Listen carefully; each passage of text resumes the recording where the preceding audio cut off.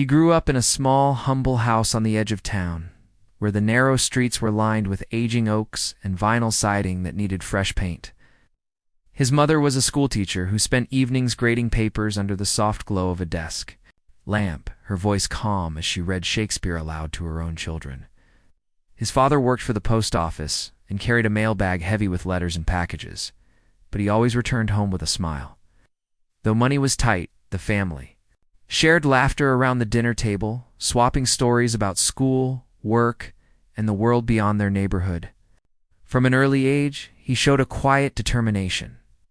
At school, he sat at the front row, leaning forward with his chin on his fist, absorbing every word his teacher spoke. He loved words. He loved how a single phrase could unravel a complex idea, or comfort someone who felt lost. By the time he reached high school, he was writing editorials for the local paper, arguing that everyone deserved a fair chance, no matter where they came from.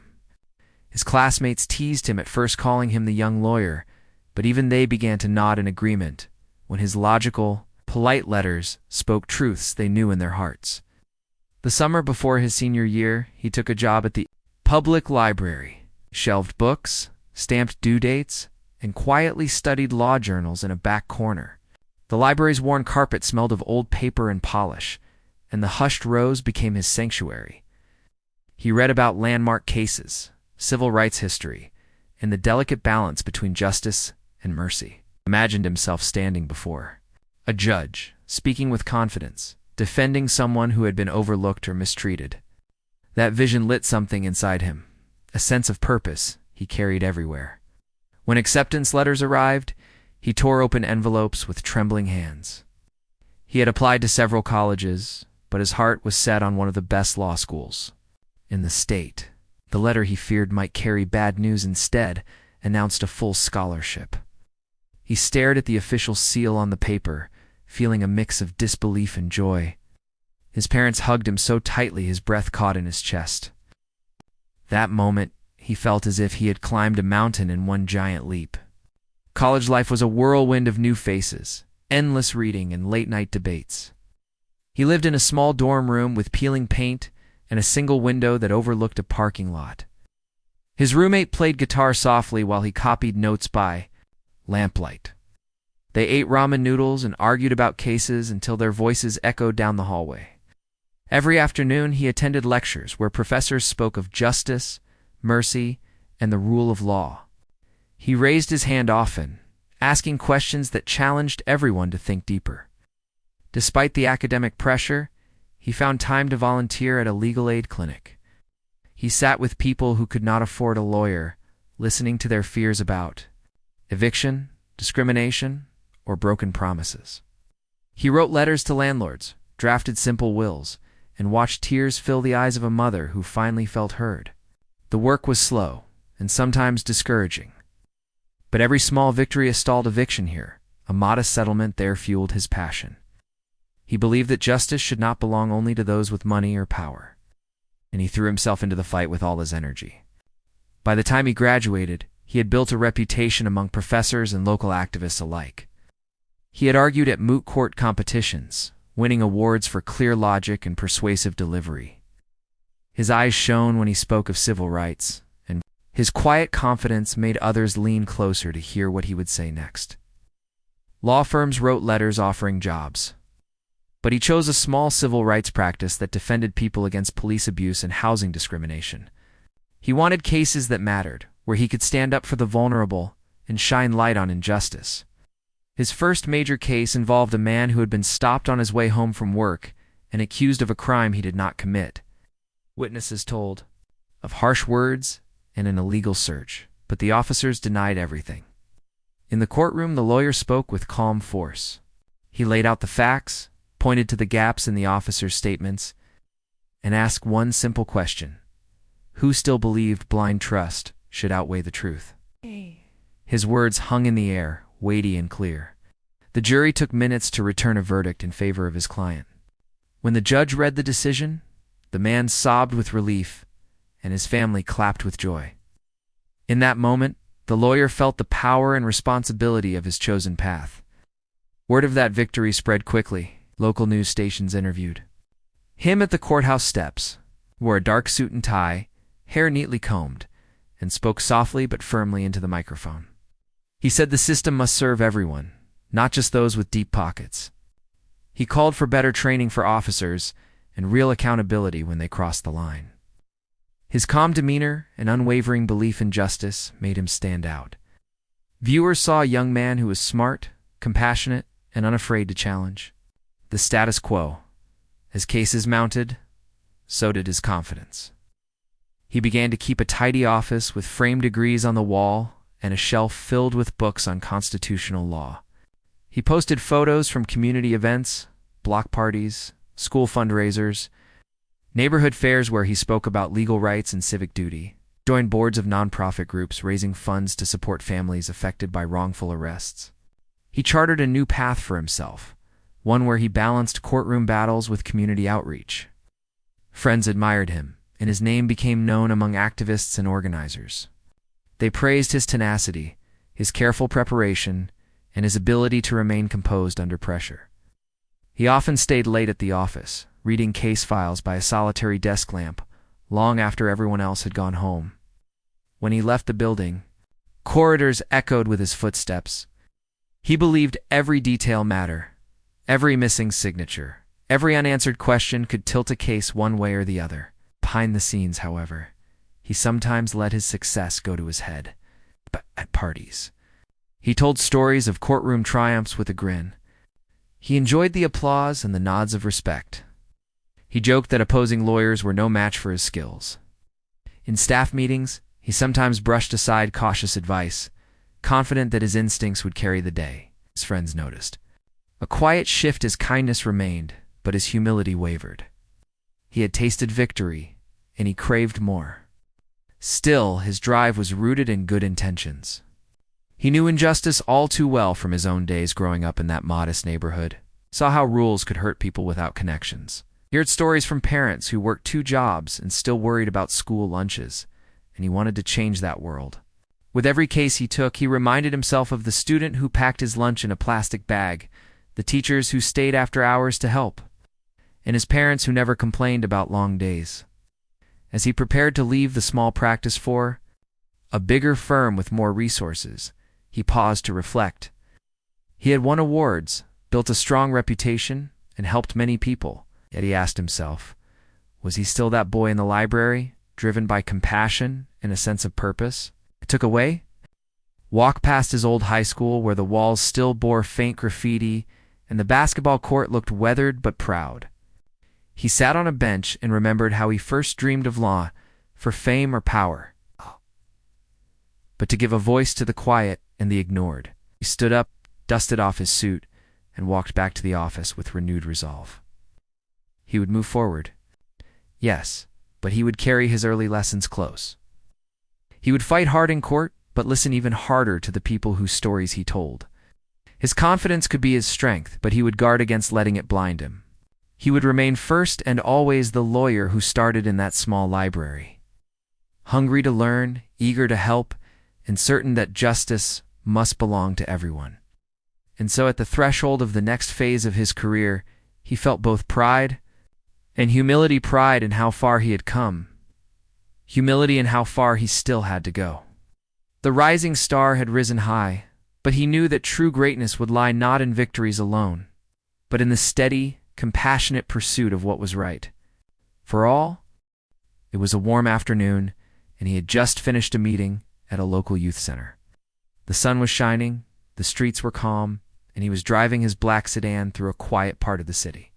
He wasn't speeding, he wasn't doing anything wrong, just listening to soft jazz on the radio, thinking about the paperwork he had to finish that evening. He turned onto a side street when he noticed flashing blue lights in his rearview mirror. At first, he thought maybe the officers were heading somewhere else. He pulled slightly to the side, as drivers are supposed to do, but the lights stayed. Behind him, then came the short, sharp sound of a siren. He gently pulled over to the curb, took a deep breath, and reached into his glove compartment for his registration. He had done this before. As a lawyer, he always followed the rules. Knew exactly what to do during a traffic stop. Remain calm. Keep hands visible. Speak politely." He rolled down his window and waited. A tall officer approached the driver's side. His sunglasses hid his eyes, and his face was hard to read. Without a greeting, the officer asked in a sharp tone, "You know why I pulled you over?" The lawyer responded calmly, "No, sir." "Wasn't aware I did anything wrong." The officer didn't explain. Instead, he asked for license and registration. The lawyer handed them over without hesitation. Then he reached into his inner coat pocket to get his business card, ready to explain that he was a practicing attorney, just coming from a non-profit event. Before he could speak, the officer suddenly raised his voice. "Keep your hands where?" "I can see them." The lawyer froze. "Of course," he said, carefully placing both hands on the steering wheel. "I was only reaching for my business card." The officer didn't respond. He walked back to his patrol car. A second officer, shorter and younger, now came up from the other side. He didn't say much, just stood there, one hand near his waist, his eyes watching the lawyer closely. Minutes passed. The lawyer remained still, heart beating faster now, not from fear, but from confusion. Why had this stop turned tense? He hadn't done anything suspicious. He hadn't even been going over the speed limit. Suddenly, the first officer returned. "Step out of the vehicle," he said firmly. "May I ask why, sir?" the lawyer asked. "Respectfully, you're refusing to cooperate," the officer replied. "Out of the car." Now, the lawyer was stunned. "I'm not refusing anything. I gave you my license and registration. Just want to understand," before he could finish the sentence, the officer opened the door himself and gave a firm tug on the lawyer's arm. The movement was quick and forceful. The lawyer stumbled slightly as he got out, trying to maintain balance. He wasn't resisting. He was just surprised. As he stepped onto the sidewalk, his left foot twisted awkwardly on the curb, and he fell, hard onto the ground. The edge of the concrete scraped his palm, and his shoulder hit the grass. He lay there for a moment, looking up at the sky, shocked. He could hear a few people nearby. Gasping, someone shouted, "What's going on?" And another voice said, "I'm recording this." The younger officer looked nervous now as a small crowd began to gather. Phones were out. Some people were already live streaming. The lawyer slowly sat up, breathing deeply, trying to stay composed. His ankle throbbed and his pants were dirty from the fall. He looked directly at the officer and said, calmly but firmly, "I'm a lawyer. I'm not a threat. This treatment is unacceptable." The officer didn't reply. His face showed a mix of frustration and unease. Maybe he hadn't expected this to attract attention. Maybe he hadn't expected the man in the suit to be a lawyer roar, to have the calm presence to speak clearly in front of witnesses. Soon, a supervisor arrived. He was older, and his tone was different, less aggressive, more controlled. He asked the lawyer if he needed medical attention. The lawyer, though still in pain, stood up slowly and said, "I will be seeking legal action. And yes, I will get checked out at the hospital." Supervisor asked to speak with him privately, but the lawyer declined. "You can speak to me through my legal office. I have nothing more to say right now," he replied. The crowd clapped. A woman in a blue dress said loudly, "We saw everything.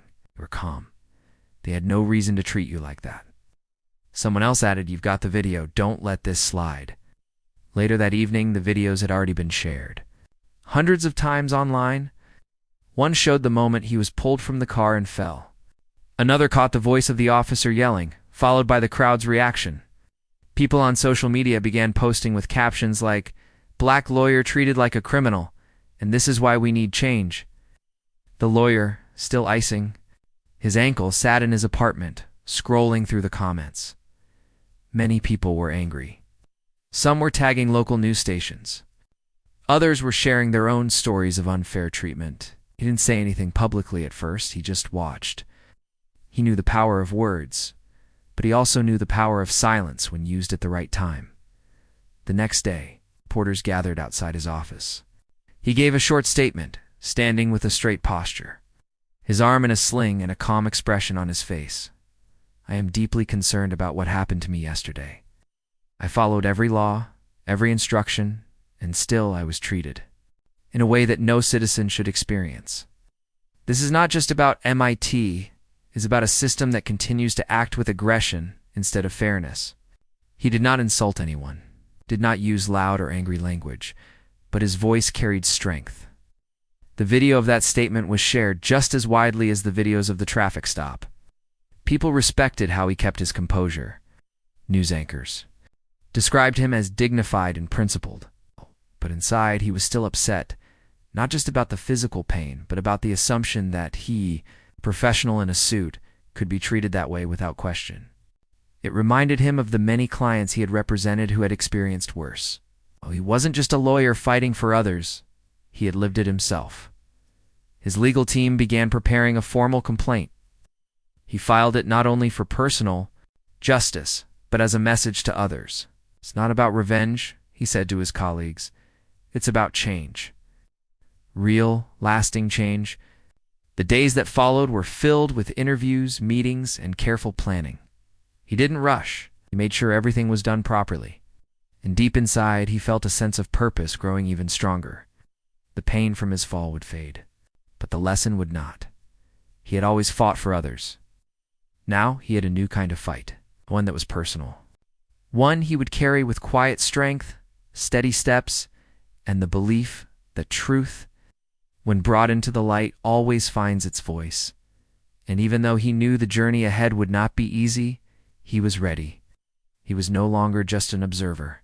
Of injustice, he was living proof that it could happen to anyone. But he was also proof that dignity, wisdom, and calm courage could stand taller than any storm. He sat in his office, a gentle breeze coming through the open window as the world outside buzzed with traffic and birdsong. His ankle was still sore, and the bruises on his hand reminded him with every small movement of what had happened just days earlier. But on his face, there was a strange expression, not anger. I fear something more like quiet satisfaction. He had just watched the video again. It's the one taken by a teenager who had witnessed the whole scene. It showed him being pulled from his car without explanation, showed the crowd reacting, the voices of strangers standing up for him. It had been shared thousands of times now. People were calling it unnecessary, unjust, and even shocking. He scrolled through comments under the video. One read, "He handled it like a true professional." Another said, "This is how you fight back with dignity." His name had become a small symbol of quiet resistance. He wasn't just a lawyer anymore. He was a face that reminded others.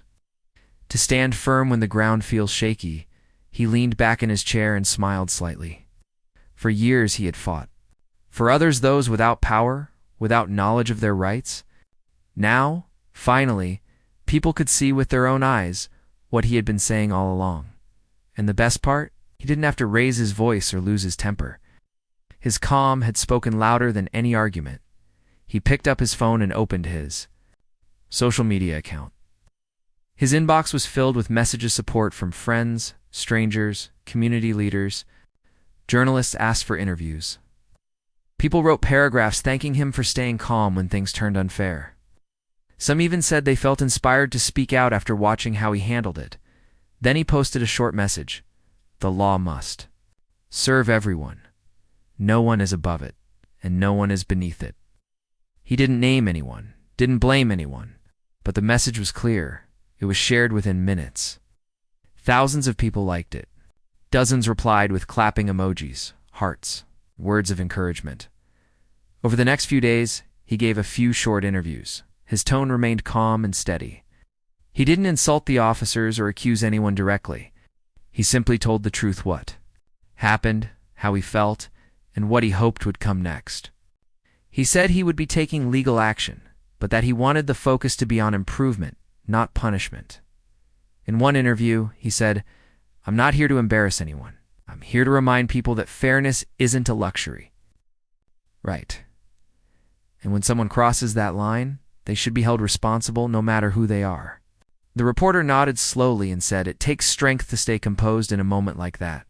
He replied, "It takes belief that the truth still matters." Right. Behind closed doors, though, he was beginning to enjoy the attention. In a selfish way, but in a way that felt like victory. For so long, he had felt frustrated that people didn't listen. Now, the same message he had delivered in courtrooms and town meetings was reaching a much bigger audience. He met with his legal team and discussed strategy, They would file a complaint against the officers involved. They would request an internal review of the department's training. They would ask for a public apology. As the lawyer spoke with his team, he felt a strong sense of control. This was his world. He knew the rules, the process, the language of justice. He even made a quiet joke, saying they picked the wrong man to drag out of a car. His assistant laughed. "You're right," she said. "You're probably the most dangerous person to treat unfairly because you fight back with the law." He nodded, pleased with the compliment. But something else began to happen. The more he posted on social media, the more praise he received the more he leaned into it. He started writing longer posts. He quoted legal codes. He gave advice to people in similar situations. His words were thoughtful, but something in his tone was changing. He was no longer just telling the truth. He was starting to enjoy being the center of attention. A friend called him one evening and said gently, "I'm proud of you, but be careful. I think sometimes, even when we're right, we can lose people if we sound like we're showing off." He paused. "What do you mean, just stay grounded?" the friend said. "Remember who you're doing this for." He nodded, thanked the friend, and promised to stay true to his mission. But the next day, he posted a photo of himself at the courthouse steps, holding his legal papers. The caption read, "The courtroom is where the truth rises and egos fall." His followers loved it. But others began to whisper, maybe he was enjoying this too much. Maybe it wasn't just about justice anymore. A few critics left comments like, "Are you fighting for change or for fame?"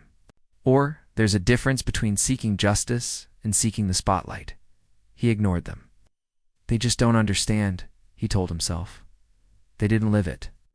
And yet, late at night, when the house was quiet and the streets were still, he sometimes sat by the window and stared out into the darkness.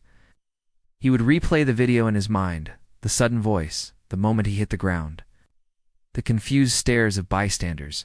It had happened so quickly, and yet it had changed everything.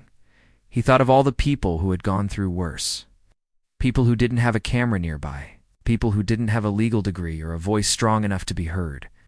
He thought about how lucky he was to have support, knowledge, and a platform. And he wondered, was he using it wisely? That question stayed with him. In public, he was becoming a symbol. In private, he was still healing. The bruises had faded, but the moment still lived in his body. The surprise, the confusion, the humiliation. He didn't want anyone else to feel that, so he made a new promise to himself, not just to win his case, not just to stand strong in court, but to listen more, to speak not just as a lawyer, but as a person, human being, who had felt powerless for a few seconds and who now understood more than ever why this fight mattered. He would keep going. He would push for justice. He would also carry humility with him, like a quiet companion, as no matter how strong he looked on camera or how powerful his words were online, he knew the truth.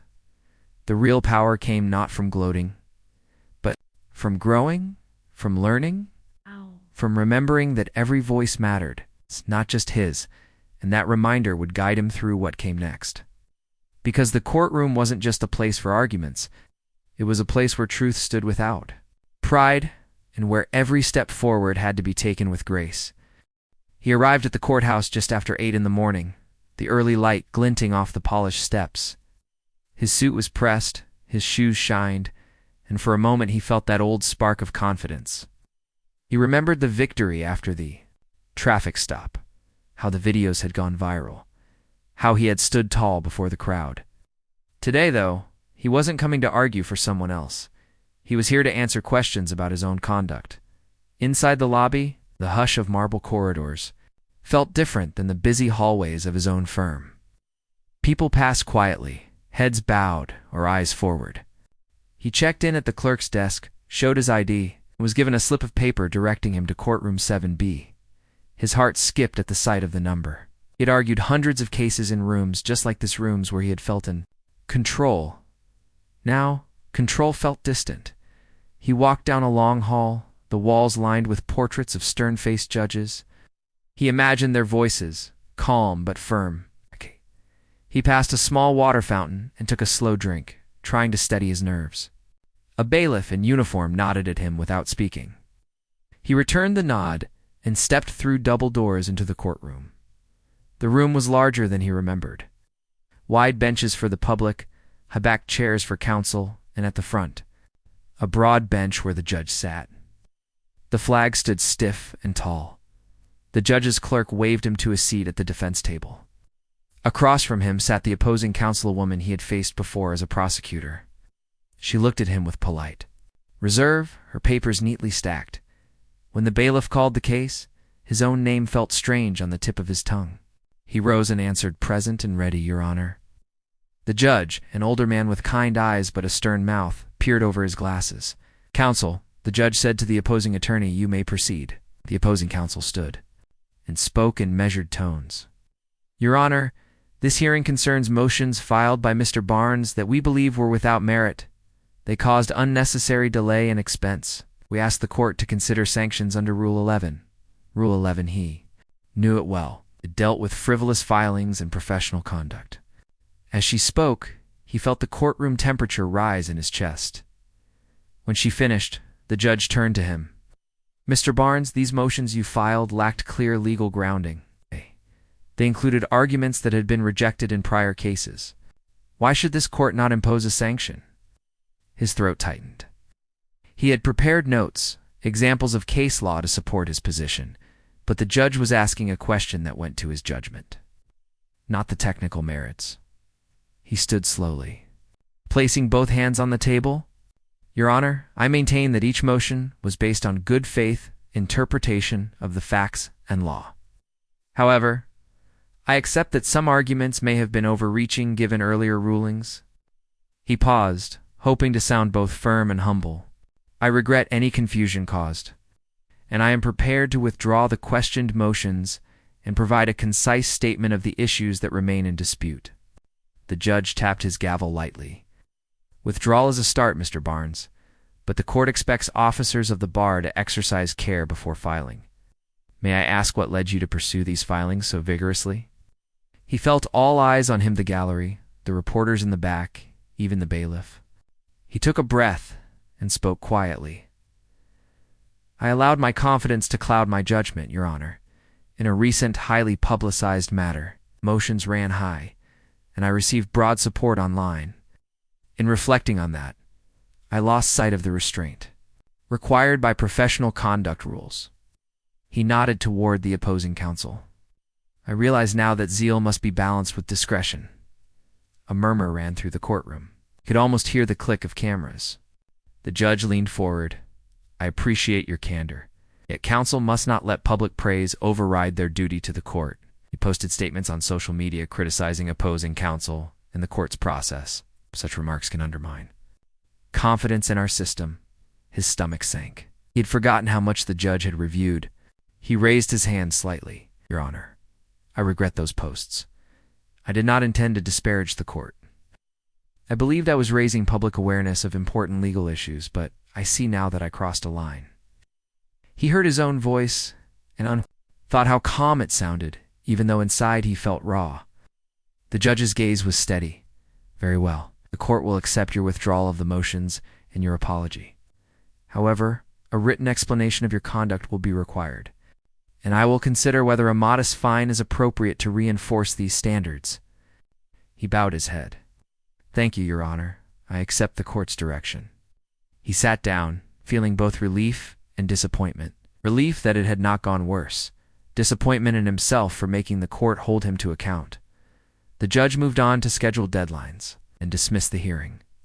He gathered his papers slowly, smoothing each page as if it might tear. The opposing counsel offered a polite nod and packed her folders without a word. He picked up his legal pad and his pen, tools he usually trusted more than anything. As he stepped out of the courtroom, reporters approached. "Mr. Barnes, can you comment?" He heard. He paused, glancing back. The judge's gavel still echoed in his mind. He lifted his chin and said, "I am grateful for the court's guidance. I will learn from this and continue my work with renewed care." He hoped his tone sounded sincere. Outside, a handful of supporters waited by the steps. He clapped lightly. As he emerged, a woman handed him a bottle of water. "We're proud of you for owning it," she said.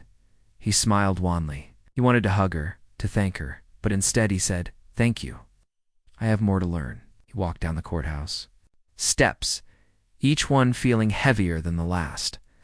He thought of how he had gloated just days before, confident that justice was always on his side. He thought of his posts, his laughter in meeting halls, the awards in his office. All of that felt small now. On the sidewalk, he paused and looked. Back at the building, he remembered every case he had won there, every argument he had made with pride. He touched his lapel, feeling the weight of his badge pinned his firm's emblem against his chest. He realized that badges and pins meant nothing if they did not remind him of virtues, not victories. A breeze stirred the papers in his briefcase. He closed it with a snap and started walking toward his car. His legs still ached from the fall, but he barely noticed it now. His mind raced with ideas. Write an article about professional humility, speak at the next bar association meeting, mentor younger lawyers on ethics. He knew the road ahead would not be smooth. He would face criticism, maybe even jokes about that lawyer who got taken down in his own court. But he felt a strange calm settle over him. He'd stood before.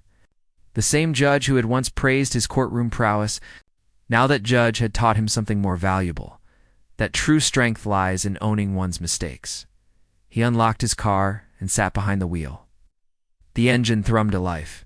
He glanced at the dash clock, 10:30. Too early to call.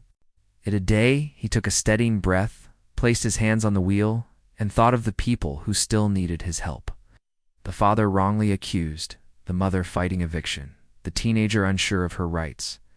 They deserved a lawyer who combined passion with humility, confidence with care. As he drove away, the courthouse receded in his rearview mirror. He did not look back. Instead, he focused on the road ahead, carrying with him a quiet promise, to never again let pride outpace principle. To let every victory be tempered by respect for the rule of law, and to always remember that the true measure of a lawyer is not how he stands in court, but how he stands by his own values. He stepped out of his car and stared up at the fading light on the courthouse facade. The day had been long, and his suit felt heavier somehow. He eased his coat from his shoulders, took a deep breath, and let the moment settle around him. He thought back to the judge's words, the formal reprimand. The promise to pay a small fine, an outcome far less harsh than he had feared, yet it stung more than any penalty. It reminded him that even someone with his skill and training could misstep when pride took hold. As he walked down the sidewalk toward the parking lot, he remembered the sound of his own voice in the courtroom, admitting his mistakes. He had always taught clients to own their actions, to speak honestly when things went wrong. He had reminded them that sincerity often softened judgment and built bridges to a better future. Now he had taken his own advice. He had stood before a judge and said, "I'm sorry," in a way he had never done before. That apology felt like a gift to himself as much as to the court. The faint buzzing of his phone pulled him from thought. It was a text from his assistant, "Meeting at 6 tomorrow with the board. They want your take on the new pro bono policies." He typed a quick reply, "I'll be there."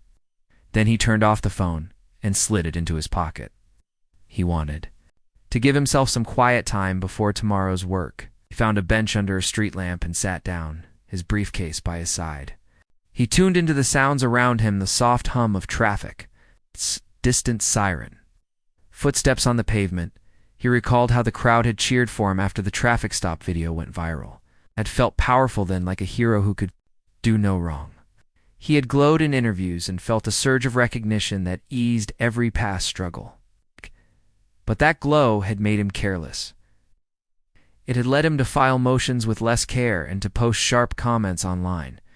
He had forgotten that every action had consequences, especially when the public watched. Now, he understood how easily good intent could slip into self-importance. He closed his eyes and saw the officer's hand on his arm, a sudden tug that sent him to the ground. He felt the scrape on his palm and the ache in his ankle all over. Again, he had learned that moment could have broken him physically or in spirit, but instead it had made him stronger in a different way. It had taught him to value respect more than applause. It had shown him that a confident lawyer needed not only knowledge of the law, but also respect for its limits. Across the street, a group of late-night workers left a small cafe, laughing and carrying boxes of sandwiches. He thought of the single mother he had helped last week, the man wrongfully accused he had freed months earlier, the elderly widow whose pension checks had been delayed. Ow. None of them had cameras or crowds to back them up. They had relied on him, purely for his skill and his honesty. He pictured their faces and resolved to remember them first. Before any thought of his own success, he stood and brushed off his trousers. The night air had turned cool, and he zipped up his coat. As he walked back to his car, he rehearsed the words he would speak tomorrow. He would tell the board that every lawyer must balance zeal with humility. He would share his story, not to seek pity, but to remind them that mistakes could be the greatest teachers.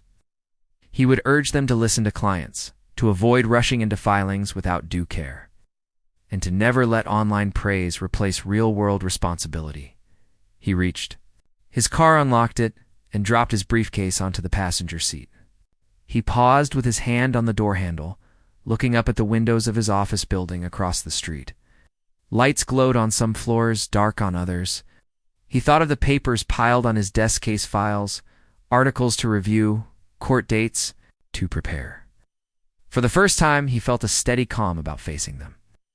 He would return to work tomorrow, not as the undefeated champion he once saw himself, but as a lawyer, tempered by his own experience. Inside the car, he set his phone aside and started the engine. The dash clock read nearly 9. He would stop by his favorite bookstore on the way home, pick up a new title on legal ethics. He wanted to read about judges who had inspired reform, about cases where lawyers had turned shame into progress, and wanted reminders that the law was a living system, guided by people who learned and adapted. As he drove into the night, the streetlights passed overhead in smooth arcs. He thought of the judge who had looked at him not just as a lawyer, but as a human being who could err. He felt gratitude for that lesson.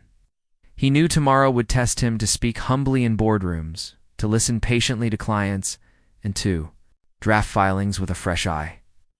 He would carry his fines paid, his apology filed, not as burdens, but as badges of a deeper understanding. He would let humility guide his next steps, confident that the hardest lessons often become the most honest. Strengths.